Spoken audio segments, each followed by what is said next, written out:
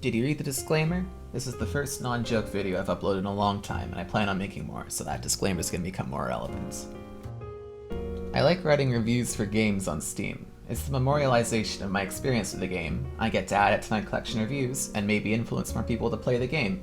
So yesterday, when I finished a game, I decided to look through my reviews to see if anyone was interacting with them, and that's when I found this. I paid something like 8 cents for this game in a bundle from a sketchy website, and I still want my money back. And then the full Yoshikage Kira copypasta. I didn't even have an hour when I reviewed it, I didn't remember writing it. So I tried checking the Steam page out, but when I tried clicking on the Bring to Store page, it just redirects me to Steam's front page. When I look through the screenshots uploaded by other people, that's when I start to remember what this game was before. After looking at the developer Lord Kress for more info, I found out he's made at least 2 other scam games in the past, and that's where this rabbit hole starts. I've been running Minecraft servers and buying things online since I was young. I didn't have a credit card, so I'd go and buy those prepaid Visa cards to use. But what do you do with the last $3 on a prepaid card? Go on sketchy websites and buy game bundles for $2.99, obviously. Worst case scenario, the keys don't work, they steal your information from the empty card. That never happened to me, as far as I know. And all the keys I got in bundles did work, including a game called Voxelized, which is Qubburo, or Qubburo, I'm not sure how to pronounce it, 2, version 1, what the game was before. I didn't play Voxelized much, since I'm pretty sure I owned Minecraft at the time, and it was a bad ripoff. It did have trading cards, however, so I might have actually made 3 or 4 cents off the game. That's probably around when I wrote the review. A couple of years later, the developer changed it into some janky night game with no functionality. I might have recorded Voxelized in the night game, still called Voxelized, but if I have footage, it's probably 28 frames per second and buried deep in my hard drive. Luckily for me though, other people recorded their quote-unquote playthroughs of the game and uploaded them to YouTube. Voxelized developer Lord Kress has a history of making scam games. The Journey of the Light was touted by him as the hardest puzzle game ever, and the game has 7 chapters but actually had nothing to interact with in the first chapter and was literally unbeatable. Lord Kress said that the puzzle's hints were in the trading cards for the game. However, to get all the trading cards you need to have more than 2 hours in the game, nullifying your ability to return to Steam. Lord Kress responded to criticism by saying a bug fix deleted all the other 6 out of 7 promised chapters in the game, and that he would be patching them back in at a later date. Jim Sterling made a video about it and a Slenderman clone he made, which I'll link and use as background footage.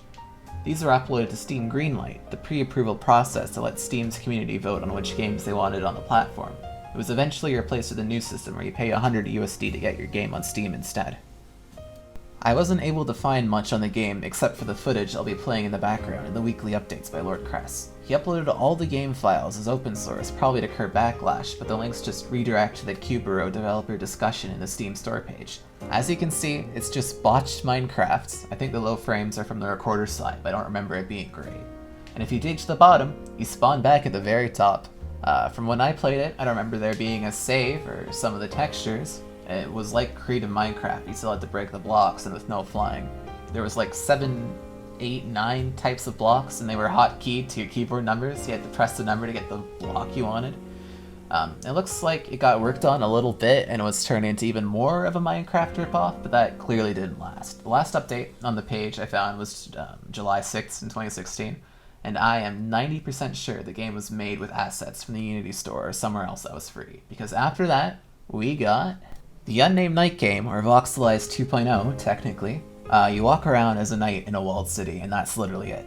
Lord Kress probably dragged an existing model into Unreal Engine and either coded or dragged a movement script onto the character. You can only walk and jump. I'll be showing the game in the background with some screenshots as I keep talking. I was able to find 2 posts about Lord Kress by a game journalist named Connor on his website MMOFallout, which I'll link in the description, calling Lord Kress shady, and that the game, the original Voxelized, has been up since March 2015 and never got any substantial updates besides more Minecraft cloning. In August 2020, Connor wrote an article about how Voxelized was given over to a new set of developers, and that it was possible that Lord Kress just made a new developer name and took the game from himself, or pawned it off to someone else. The Steam account is level 0 and private, or possibly banned, I looked into it, and that's how we ended up with Qubburo 2. It plays like the pre-alpha version of Journey to the Prairie King or any other top-down shooter. The controls are shit, and there's nothing to do but move around and shoot. I only realized that the shoot buttons were the arrow keys after 5 minutes of flailing around on my keyboard, Turns out they do actually tell you, but I never noticed because it's in the options. The UI is garbage. There's really not any progression, and you have 20 lives, which somehow also disappear more quickly than you might think. I mean, at the very least, there's something. There is something you can do, unlike the previous games where all you could do was walk around. I've got two theories to why the game was pawned off and remade by a new developer. Either 2127 Games took the game, since it already had a player base, and tried making it into a quote-unquote real game to try and justify its existence. Or it's Lord Kress trying to avoid the $100 fee for selling a new scam game on Steam. I found Lord Kress' Twitter, which I think is the real Twitter, and it looks like he stopped posting in July of 2018. His Twitter is full of colorful expressions that I'll show on the screen. He also claims he's a better designer than Hideki Kamiya, a former Capcom game employee who worked on titles like Bayonetta, Okami, and Devil May Cry, but has a reputation for blocking people on Twitter. I don't think Lord Kress is going to peek his head out of the ground anytime soon, but there are still thousands of other developers looking to make a quick buck by asset flipping. So remember, leave reviews of games, read reviews of games, and maybe you'll stop someone from buying the next do-nothing simulator. If you stuck around this long, thanks for listening to me talk about a dumb game I found in my Steam library. I want to do a little thing called Album or Artist of the Week on my channel at the end of my videos, even if I don't upload weekly, just to try and share my music taste with the world. This week's artist is Puma Blue. If you like down-tempo jazz, alternative, or indie rock, I'd recommend listening to Moon Undah Water. Recently, they've been making cool lo-fi jazz tracks. Thanks again for listening.